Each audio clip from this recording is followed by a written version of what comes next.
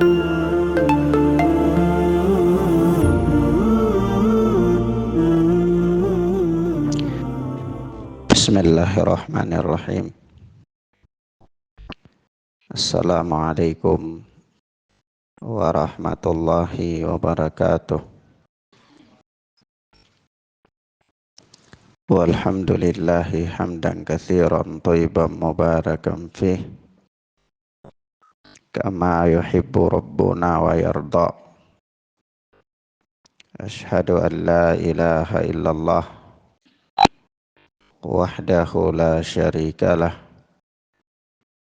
wa asyhadu anna Muhammadan abduhu wa rasuluh sallallahu alaihi wa ala alihi wa ashabihi wa man tabi'ahum bi ihsanin ila yaumiddin. Amma ba'd. Ikhwan wa akhwat rahimani wa rahimakumullah. Kita masih dengan kitab Syarh Sunnah oleh Al-Imam Al-Barbahari rahimana wa rahimahullah. Berkata Al-Imam Al-Barbahari rahimana wa rahimahullah,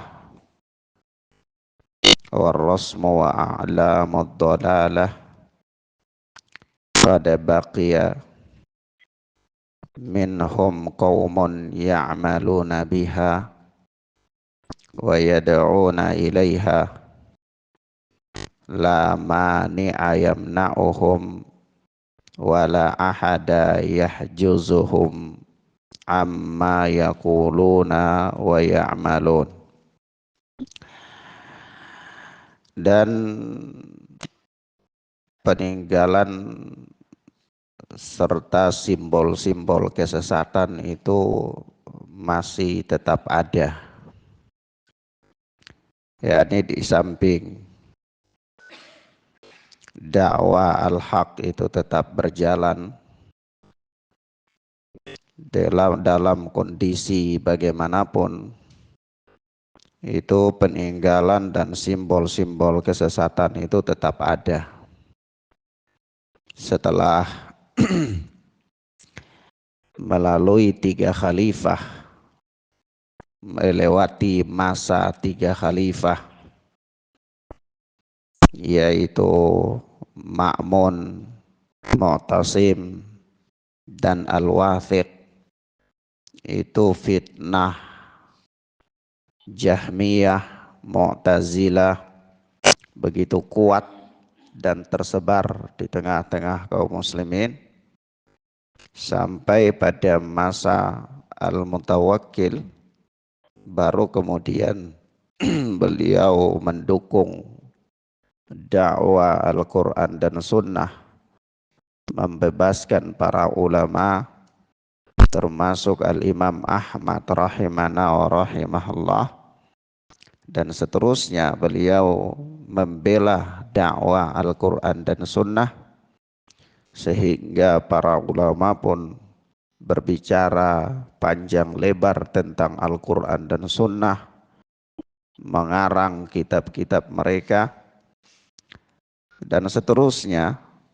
Meski al-haq itu telah hidup kembali, namun peninggalan-peninggalan dan bekas-bekas kesesatan itu tetap ada.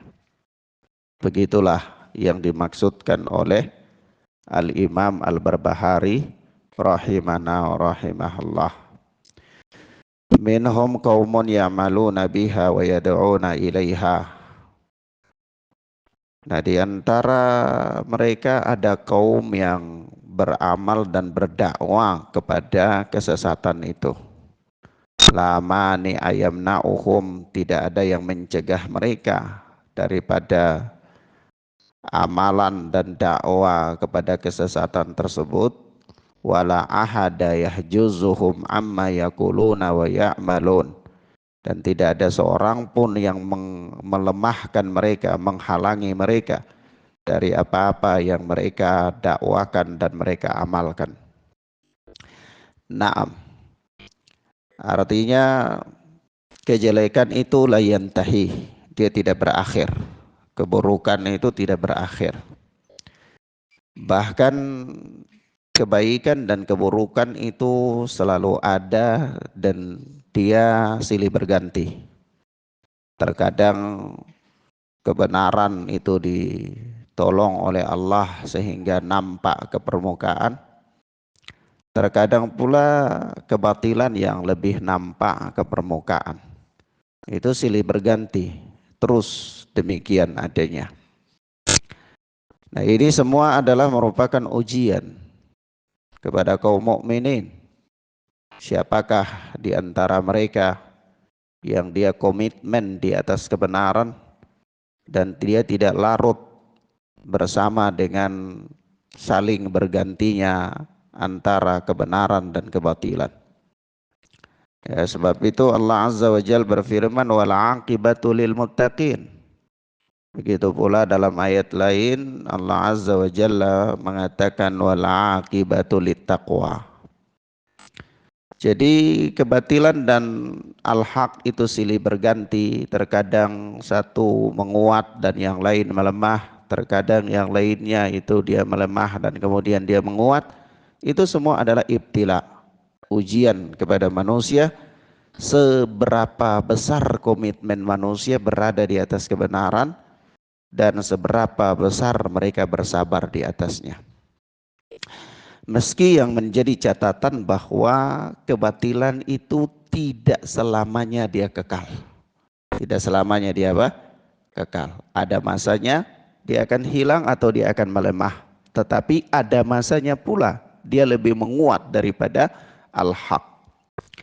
Kemudian kata Al-Imam Al-Barbahari, wa'lam annahu lam taji zandaqah.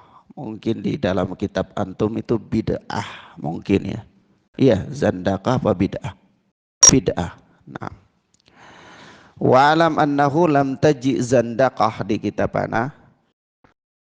Wa'lam annahu lam taji zandaqatun qat illa minal hamajir ra'i atba'i kulli na'iq yamiluna ma'a kulli rih.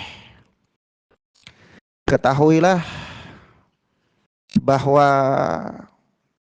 tidaklah datang satu kenifakan atau suatu kebid'ahan melainkan dari kaum yang pandir, kaum yang kerdil keilmuannya, atba'i kulli na'iq yamiluna ma'a kulli rih, yang mereka selalu ikut-ikutan, asal ada apa saja ikut.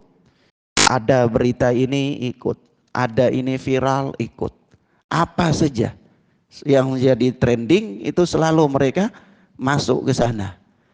Orang-orang yang hobi bermain di dalam kila wakala, katanya dan katanya. Sedikit ada apa satu, wih katanya ini begini, sedikit ini katanya begini, kata fulan begini, kata halan begini. Nah ini karena orang-orang yang seperti inilah masuk di dalam agama, yamiluna ma'a kulli rih, mereka ikut kemana bertiupnya arah angin. Ini ibarat ya, ungkapan ya. Ada apa viral mereka di sana, ada apa viral mereka di sana, begitu. Nah, padahal ini kaum pandir, kaum yang tidak membekali dirinya dengan ilmu, tidak mempunyai ta'silul ilmi, tidak punya pondasi ilmu yang kuat, tetapi sengaja suka ikut-ikutan, suka ikut kemana arah angin bertiup. Faman kana hakada, maka barang siapa yang seperti ini keadaannya, faladinalah, maka tidak ada agama bagi dia. Tidak ada agama bagi dia. Qala Allah Azza wa Jal, Allah Subhanahu wa taala berfirman, famakhtalafu illa min ba'di ma ja'ahumul ilmu baghyan bainahum. Dan tidaklah mereka itu berselisih melainkan setelah datang kepada mereka ilmu bagyam bainahum, karena rasa dengki di antara mereka. Wahum ulama usu ashabut tama' wal bid'ah, mereka adalah ulama su, ulama yang jelek, ashabut tama' wal bid'ah, yaitu orang-orang yang mempunyai kepentingan terhadap dunia terlalu besar, ya, tamak wal bid'ah, dan mereka adalah para ahlul bid'ah.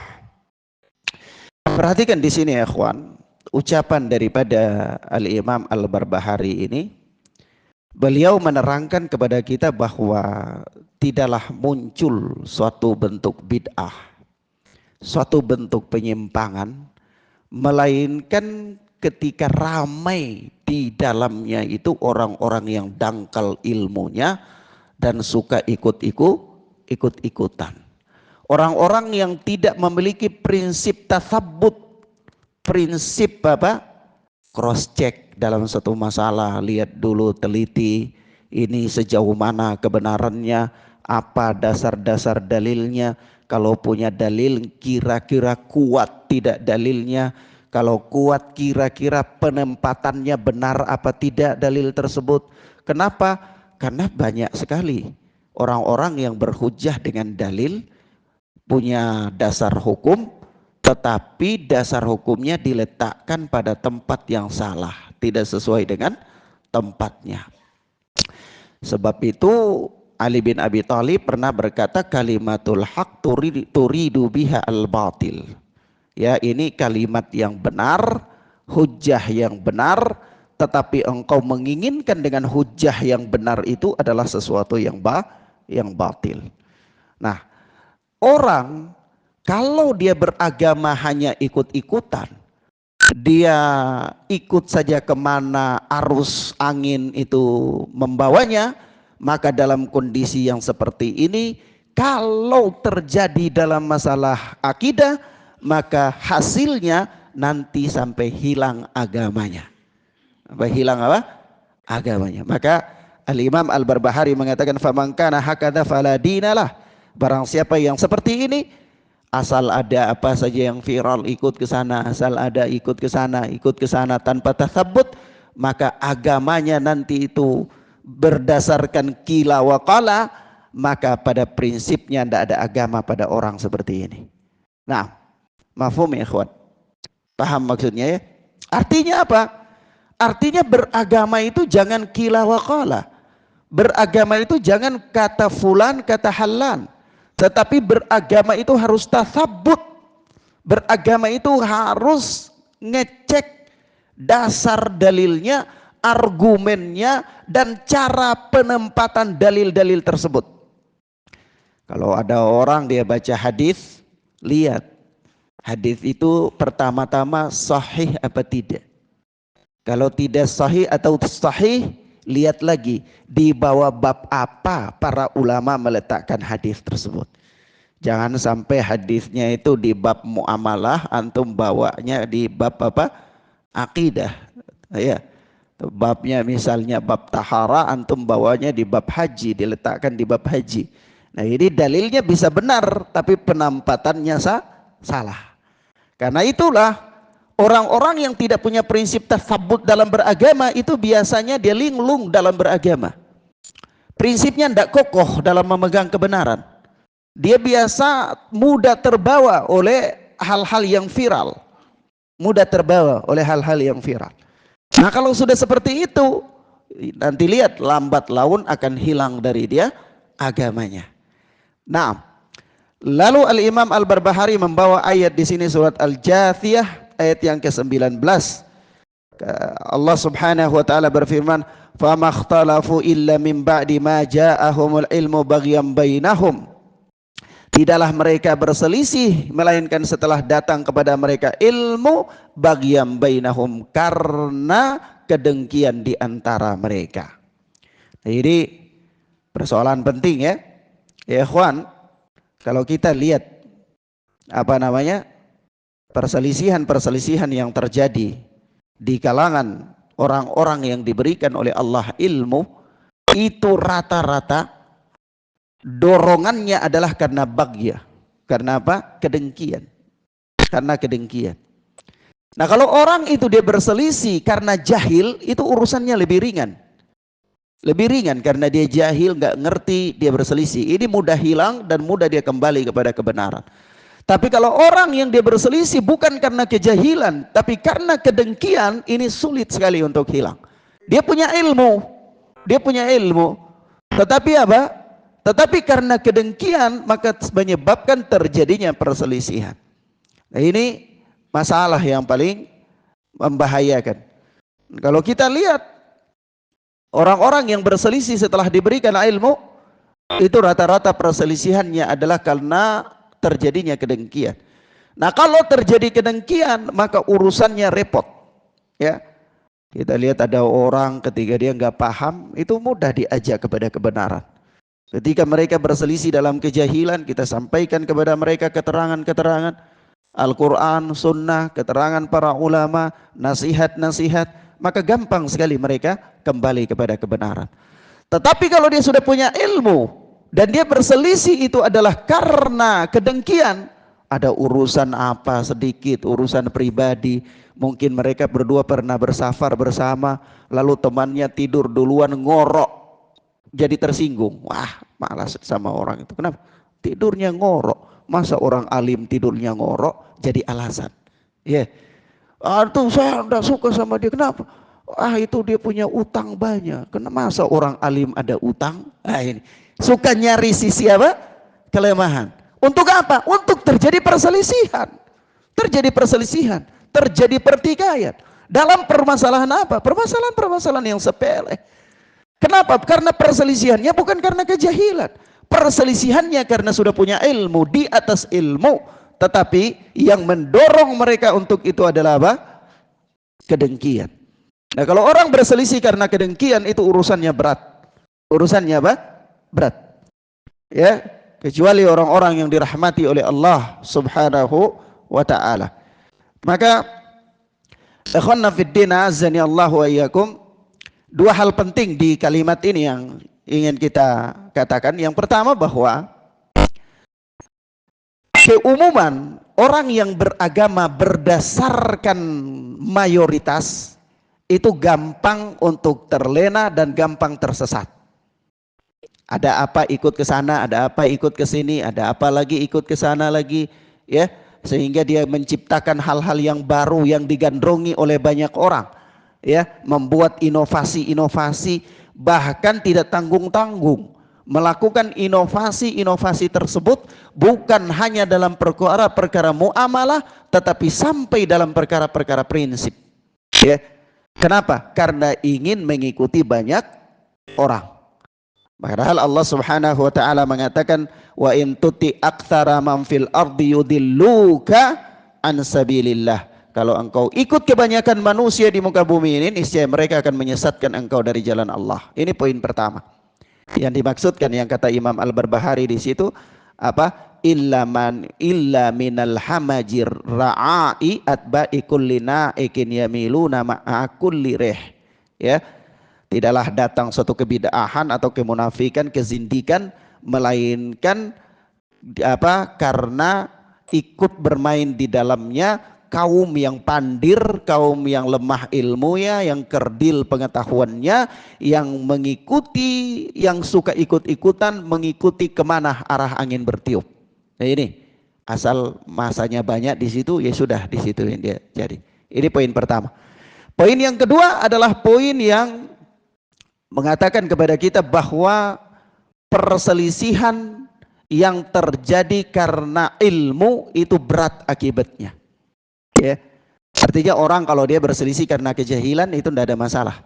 Tapi kalau perselisihan karena ilmu, dia sudah punya ilmu, lalu sudah berdiri di atas ilmu, lalu karena urusan-urusan kedengkian, urusan-urusan keduniaan membawa dia untuk terjadinya perselisihan, pertikaian, maka ini urusannya berat. Urusannya apa? Berat. Maka ikhwanna fiddin azzani Allah wa iyyakum, ini poin yang kedua. Maka kalau kita lihat ya, beberapa ayat-ayat Al-Quran yang berbicara tentang perselisihan orang-orang yang telah Allah berikan kepada mereka ilmu, itu rata-rata Allah sebutkan sebabnya adalah kedengkian. Allah sebutkan apa? Sebabnya adalah apa? Kedengkian. Nah, ini penyakit yang berbahaya. Penyakit yang berbahaya. Nah, kalau kita lihat ya, kita tidak mengatakan sampai apa namanya, apakah mungkin ada yang demikian? Ya ada. Kalau kita lihat sejarahnya para imam-imam ya, katakanlah Al-Imam Bukhari rahimana wa rahimahullah, Abu Abdillah ya, Muhammad bin Ismail Al-Bukhari, itu terjadinya perselisihan beliau, bahkan beliau keluar dari kota Naisabur ya, itu karena apa? Karena terjadinya perselisihan dengan Muhammad Ad-Duhli. Siapa Muhammad Ad-Duhli? Gurunya Imam Bukhari. Gurunya Imam Bukhari. Jadi begini kisahnya, disebutkan bahwa Imam Bukhari itu ketika mau datang ke Naisabur, itu ramai sekali. Kaum muslimin menanti kedatangan beliau. Sampai besoknya beliau mau tiba di situ, diumumkan oleh Muhammad Ad-Duhli rahimana wa rahimahullah, gurunya Imam Bukhari. Beliau umumkan di majelisnya. Kata beliau, ya, besok itu Abu Abdillah mau datang di sini, sampai di kota kita ini. Saya mau keluar jemput dia di ujung kota. Siapa yang mau ikut silahkan, besok kita rame-rame jemput Abu Abdillah Al-Bukhari. Maka datanglah Imam Bukhari, mereka jemput, masuk ke dalam kota Naisabur, kemudian beliau membuka majelis di sana. Beliau buka majelis 1-2 hari, ternyata majelisnya Imam Bukhari lebih ramai dari majelisnya Muhammad Ad-Duhli. Ya, lebih ramai. Sampai akhirnya begitu Imam Bukhari buka majelis ilmu, yang datang di majelis Imam Ad-Duhli itu nyaris tidak ada. Di situ mulai jadi galau ya. Wah, ini gimana ini? Galau. Nah, disitulah orang-orang yang kemudian masih fanatik terhadap Al-Imam Ad-Duhli mulai mencoba untuk memprovokasi kaum muslimin. Datang dihadiri di dalam majelis Imam Bukhari, kemudian Imam Bukhari sedang memberikan pelajaran hadis. Tiba-tiba dia bertanya, ya Abu Abdillah, lafzi bil Quran makhluk au gairu makhluk? Lafadku dengan Al-Quran itu makhluk apa bukan makhluk? Ya. Imam Bukhari nggak jawab, terus ngajar. Antum tahu majelis di zaman itu nggak punya mikrofon, ya, nggak pakai pengeras suara, dan kalau hadir ribuan orang. Hadir di dalam majelis itu ribuan manusia. Gimana caranya? Jadi naib. Jadi pakai orang yang ya estafet ya. Jadi nanti di tengah situ ada seorang lagi, dia untuk sambung suaranya Imam Bukhari, nanti di belakang ada lagi, ada lagi. Jadi misalnya Imam Bukhari katakan haddatsana Al-Humaidi, nanti di situ sambung haddatsana Al-Humaidi, sana lagi sambung haddatsana Al-Humaidi, sambung lagi sampai di yang terakhir baru Imam Bukhari lanjut lagi gitu, terus sampai menyebutkan hadisnya. Majelis dulu seperti itu ya. Dan orang-orang yang menyambung itu bukan orang-orang sembarangan.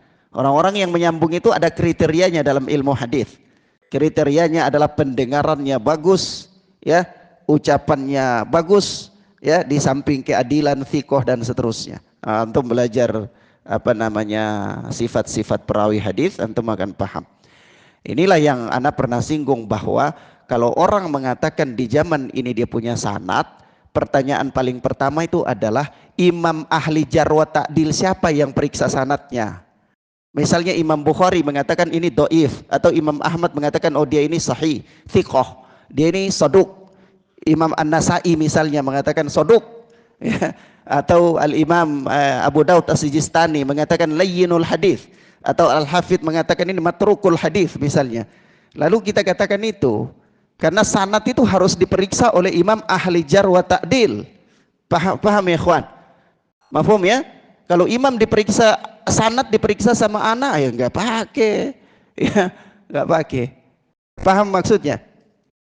Maka memeriksa sanad itu ulama khusus, namanya ulama ahlul jar wa ta'dil.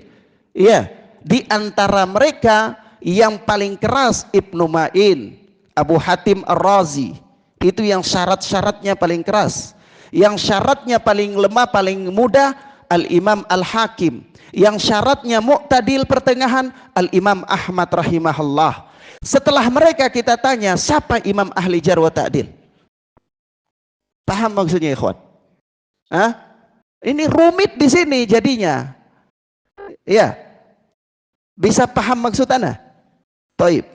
Kelas, kita tinggalkan itu. Kemudian ana ingin katakan di sini bahwa ketika itu Imam Bukhari nggak jawab pertanyaannya. Ngajar terus baca hadis. Dia katakan lagi, dia tanya lagi, lafzi bil Quran makhluk atau gairu makhluk? Lafadzku dengan Quran terhadap Al-Quran itu makhluk apa bukan makhluk? Lalu Imam Bukhari jawab, kalau yang dimaksudkan adalah suaramu, bibirmu, lisanmu yang ngomong makhluk. Ya, paham? Belum selesai jawab, dia sudah katakan, ayyuhan nas, sekalian manusia, dengar. Abu Abdillah mengatakan Al-Quran adalah makhluk. Ya, paham maksudnya? Abu Abdillah mengatakan Al-Quran adalah makhluk. Majelis heboh. Dan majelisnya ribuan orang. Yang di belakang kan belum tahu, belum dengar apa yang diomongkan. Dia sudah mengatakan, ya, Abu Abdillah mengatakan Al-Quran makhluk. Heboh majelis, gaduh. Wah, orang bubar. Sepi. Majelis Imam Bukhari seketika itu langsung. Orang datang ke majelisnya Imam Adz-Dzuhli, Muhammad Adz-Dzuhli, gurunya Imam Bukhari. Berlangsung beberapa saat masih ada orang yang datang di majelis Imam Bukhari. Sampai akhirnya Muhammad Adz-Dzuhli rahimana wa rahimahullah mengatakan, barang siapa yang hadir di majelisku nggak boleh hadir di majelisnya Abu Abdillah Al-Bukhari. Barang siapa yang hadir di majelisnya Abu Abdillah Al-Bukhari nggak boleh hadir di majelisku. Itu tahdiran keras Muhammad Adz-Dzuhli terhadap Al-Imam Bukhari. Sepi majelis Imam Bukhari. Imam Muslim pun datang di majelis Imam Bukhari sembunyi-sembunyi. Ada dua orang yang berani diri untuk datang di majelis Imam Bukhari secara sembunyi-sembunyi. Al-Imam Muslim An-Naisabur, penulis kitab Sahih, dan temannya satu bernama Muhammad, tapi Muhammad bin siapa ana lupa. Paham ya ikhwan? Itu terjadi cuma beberapa hari, satu pekan kalau tidak salah. Akhirnya Imam Muslim dengan temannya ngumpulin uang untuk kasih bekal Imam Bukhari keluar tinggalkan Naisabur. Imam Bukhari mau tinggalkan Naisabur, ini temannya datang kepada Imam Muslim. Imam Muslim, ini Imam Bukhari mau tinggalkan negeri ini. Ayo kita antar dia. Kata Imam Muslim, ini perbekalan, antum antar aja. Anda bisa antar. Fitnah terlalu besar. Mau gabung sama Imam Bukhari nanti ditahdir gitu. Paham gak? Jadi suasana ini sudah ada sejak zaman dulu. Jadi beragama jangan terlalu karena gak bisa bahasakan lah. Paham maksud? Kemudian apa ikhwan? Imam Bukhari diantar keluar. Sampai Imam Muslim itu datang belajar di Imam Ad-Dzuhli, Muhammad Ad-Dzuhli. Belajar. Tapi karena Imam Muhammad Ad-Dzuhli selalu membicarakan Imam Bukhari, bicara. Suatu ketika Imam Muslim marah. Sudah nggak kuat tahan, marah itu akhirnya dia pulang ambil lembaran catatan hadisnya yang dia riwayatkan dari Muhammad Ad-Dzuhli, dia kembalikan kepada Muhammad Ad-Dzuhli, ini hadis-hadisnya. Sudah nggak hadir dalam majelisnya, bawa pulang catatan-catatannya. Sebab itu di dalam Sahih Muslim tidak ada riwayat yang Imam Muslim keluarkan dari Imam Bukhari, tidak ada riwayat yang Imam Muslim keluarkan dari Muhammad Ad-Dzuhli. Padahal Imam Bukhari itu gurunya Imam Muslim, Muhammad Ad-Dzuhli juga gurunya Imam Muslim. Mestinya di dalam Sahih Muslim ada kalimat haddatsana Abu Abdillah Al-Bukhari atau haddatsana Muhammad Ad-Dzuhli misalnya. Paham enggak? Tapi antum cari satu pun riwayat enggak ada di situ. Imam Muslim enggak mau keluarkan riwayat. Paham maksud? Untuk apa? Pertama, bentuk pembelaan terhadap Imam Bukhari. Yang kedua, enggak mau jangan sampai difitnah ya bahwa beliau ikut bersama Imam Bukhari dalam permasalahan Al-Quran adalah makhluk. Gitu. Mafhum sampai di sini, ikhwan? Baik. Ini terjadi. Ana ingin katakan di sini perselisihannya karena apa?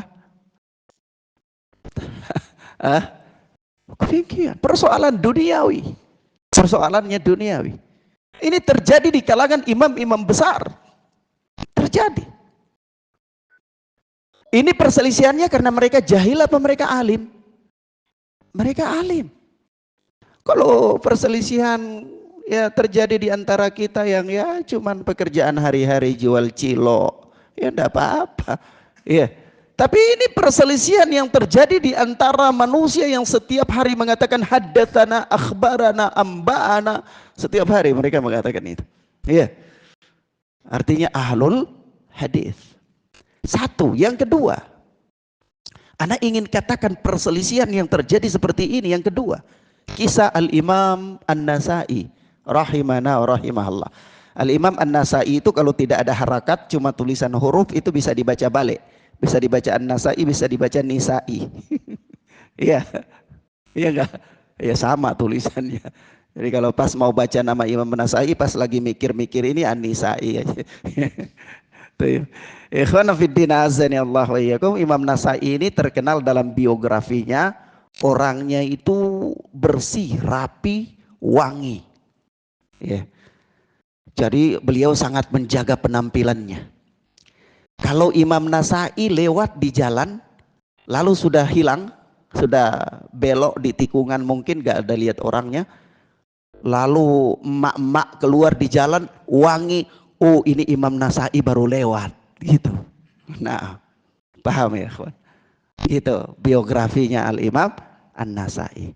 Nah suatu ketika Imam Nasai rahimahullah hadir di majelisnya Imam Salim. Itu Imam Salim punya syarat. Kalau hadir di majelisnya harus bawa 2 orang saksi. Harus bawa 2 orang saksi. Untuk bersaksi, Syekh fulan ini baik agamanya. Fulan ini adil. Ya, dia mau duduk di sini. Nah, baru silakan duduk belajar. Gitu.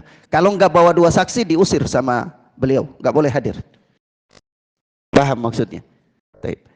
Suatu ketika Imam Nasai hadir tanpa bawa 2 saksi. Hadir di majelis ilmu, datang duduk paling depan. Ya namanya saf yang depan, belajar. Ya, cari tempat yang apa di sisi Allah, ya kan? Duduk, begitu Imam Salim mau baca hadis, lihat loh. Ada orang baru. Penampilannya bagus, bersih. Ini pasti anak penguasa ini, ya. Biasa kalau anak penguasa semena-mena. Ini anak penguasa. Fulan keluar. Diusir keluar sama Imam Salim. Begitu keluar Imam Nasai kecewa loh. Kenapa? Begitu keluar sampai di luar kadzab Salim, pendusta Salim itu. Pergi keluar. Nggak pulang masih dengar hadis dari balik dinding. Ya. Tapi sudah mengeluarkan kata apa? Kadzab. Imam-imam ahli hadis berikutnya dalam memeriksa hadis, ketika bicara tentang biografi Imam Salim, mereka mengatakan qala An-Nasai kadzab. Imam Nasai mengatakan kadzab. Hadisnya diterima apa enggak? Kalau berdasarkan keterangan Imam Nasai enggak diterima. Ikhwan. Tapi Imam Bukhari menggunakan Salim di dalam sahihnya, kalau enggak salah ada 70 riwayat. Di dalamnya melewati sanad yang namanya Salim. Kenapa begitu? Diterangkan oleh Al-Hafidz Ibnu Hajar Asqalani dalam Mizanul I'tidal bahwa Imam Bukhari tidak gubris dengan takdzibnya Imam Nasai, karena takdzibnya Imam Nasai itu masalah pribadi. Begitu. Jadi nggak bisa diambil di situ untuk menjadi apa? Standar untuk menerima atau menolaknya hadis. Begitu, paham ya ikhwan? Tapi imam-imam lain kalau nggak membicarakan ini, mereka hadis siapa hadatsana Salim, dah dhaif. Kenapa dhaif? Qala An-Nasai kadzab. Halas. Al-Imam An-Nasai berkata pendusta ini orang, nggak bisa diterima riwayat. Akhirnya riwayatnya dhaif. Tapi kok aneh, Imam Bukhari pakai di dalam sahihnya. Apa masalahnya? Oh, Al-Hafidh menerangkan dalam Mizanul I'tidal itu karena takdzibnya An-Nasai itu adalah persoalan pribadi. Pakai nggak pakai? Pakai nggak? Nggak pakai. Jadi kalau itu punya utang, pakai nggak? Nggak pakai. Ya, itu masalah pribadi. Paham ya, kawan? Nah ini ana ingin menunjukkan kepada antum bahwa luar biasa sekali perselisihan itu di antara orang-orang yang berilmu kalau yang terjadinya itu karena ini. Iya. Paham ya, ikhwan? Mafhum ya? Baik. Demikian ikhwan fiddin azani Allah wa iyyakum. Lalu di sini Al-Imam Al-Barbahari mengatakan kepada kita bahwa yang demikian orang-orang yang memperparah suasana dengan kedengkian lalu memupuk perpecahan perselisihan hanya karena masalah-masalah tertentu saja yang gak perlu digubrisi, kadang-kadang mungkin candaan atau di dalam muamalah kadang-kadang ada kalimat yang gak enak bawa hati, ya dipupuk terus biar subur, akhirnya terjadinya perselisihan, pertikaian, perpecahan, ya.